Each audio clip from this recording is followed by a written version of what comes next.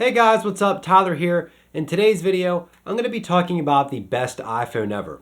And for me, that's going to be the iPhone 4. Now we all know that performance-wise, the iPhone 4 is not the best that there is. The iPhone 6, 6S, cameras, specs, software, all blows the iPhone 4 out of the water when you compare it side by side. But there are other reasons why I think the iPhone 4 is the best iPhone that was ever made. So to really explain why I think the iPhone 4 is the best, we kind of have to set it aside for a moment and look at what came before, the iPhone 3 and the iPhone 3GS.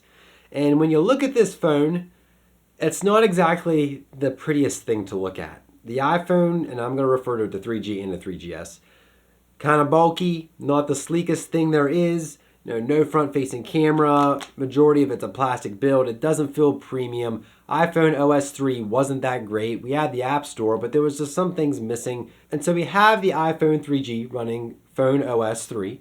Then we get the iPhone 4.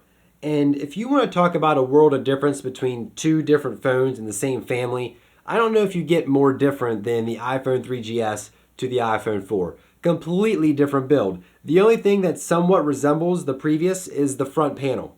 Both, displays look relatively the same with the inclusion of a front-facing camera on the iPhone 4.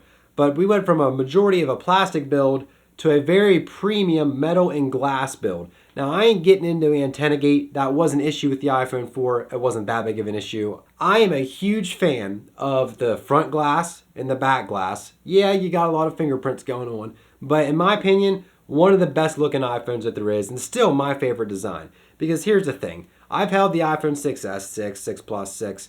Those phones can easily just slip out of your hand. They're so thin, so light, and that's a nice feature that they have, but if you feel like you're always going to drop your phone, it makes you paranoid half the time. And really, the base of this design still lives on today through the iPhone SE because it has a design similar to the iPhone 4. Of course, you have the chamfers from the iPhone 5, but really, from the iPhone 4 to the iPhone SE, there's not a huge amount of redesign going on here. And also, when this phone got released, it got iOS 4, which was immensely better than Phone OS 3 because now we can get multitasking, which was a big deal for a lot of people. We could actually change our backgrounds, which was probably what the biggest complaint was for people who were using the previous versions of the iPhone. And then we also got folders, which is a huge thing because if we didn't, we'd have hundreds of apps everywhere on our devices and there would be no organization whatsoever.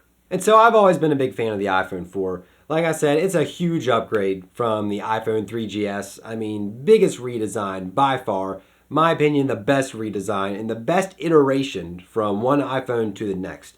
iPhone 5S to iPhone 6 was nice, but I wasn't like, whoa, when I saw it.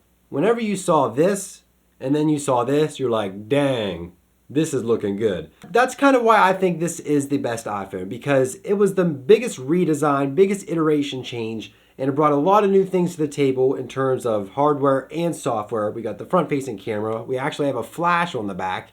And I think it was really a defining moment for Apple because their slogan whenever the iPhone 4 got released was, "This changes everything again." And that's one of the times where I could say, yes, Apple, your slogan for the event actually was applicable. This did change everything again.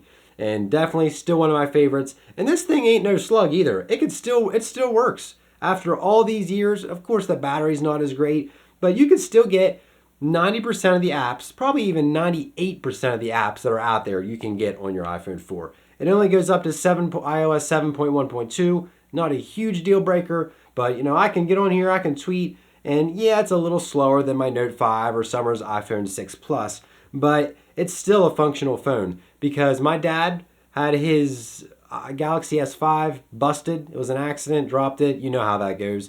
And so he asked to find a backup phone. We have another iPhone 4, and he is using that right now. It might not be his favorite thing in the world, but it's getting the job done. And so thank you, iPhone 4, getting the job done so many years later. And so now I'm curious. Everybody has different opinions. Some people hate Apple. Some people love Apple. Some people love the iPhone 3G. And then some people love the newer versions of the iPhone. I want to know what you guys think is the best version of the iPhone down in the comments section below. Don't try to get too stuck up on specs and be like, well, the iPhone 6S is obviously the best phone there is, or the iPhone 6S Plus because it has the best specs.